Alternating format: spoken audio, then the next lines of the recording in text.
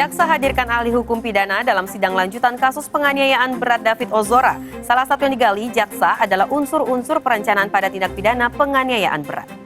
Maka B dan C otomatis nanti kan harus dibebaskan. Tapi disebutkan bahwa dia adalah sebagai alat untuk melakukan tindak pidana. Sidang kasus penganiayaan David Ozora kembali digelar di PN Jakarta Selatan Selasa siang. Dalam sidang kali ini, dua terdakwa mendengar keterangan ahli pidana yang dihadirkan jaksa. Dari 3 ahli pidana yang diundang jaksa, hanya satu yang hadir, yaitu ahli hukum pidana material Ahmad Sofyan. Salah satu yang digali ialah unsur-unsur perencanaan pada tindak pidana penganiayaan berat dan terencana dalam aspek hukum material.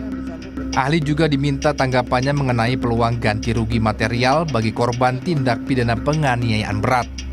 Menurut ahli, ganti rugi material dapat dibebankan kepada terdakwa dan tidak dapat dibebankan atau dialihkan ke pihak lain. Tambahan kurungan pidana dapat dibebankan kepada terdakwa jika tidak dapat memenuhi kewajiban ganti rugi. Kuasa hukum David Ozora menegaskan kedua terdakwa memenuhi unsur dakwaan jaksa.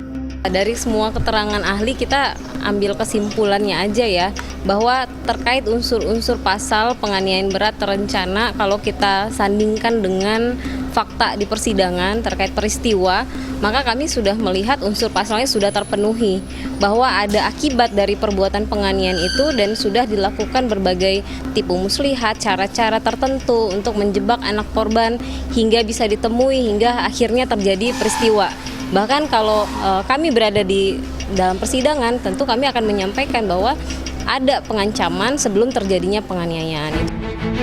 Terkait unsur dakwaan jaksa, kuasa hukum Shane Lucas menyebut kliennya tidak memiliki rencana melakukan penganiayaan terhadap David Ozora. Sikap tobat itu kan terjadi di TKP. Sebelum di TKP yang mereka si Mario dan si Shane ini ada dialog. Di telepon itu, kalau kamu pacarmu digituin, kamu marah nggak? Si Shane langsung menjawab, ya dia marah.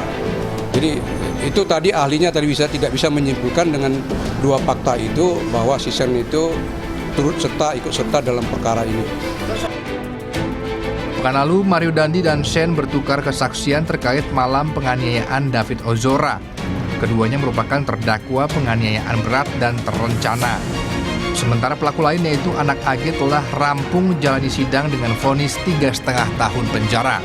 Mario Dandi didakwa melakukan penganiayaan berat berencana bersama-sama dengan Shane Lucas. Novail Henry, Eki Rizky melaporkan untuk NET.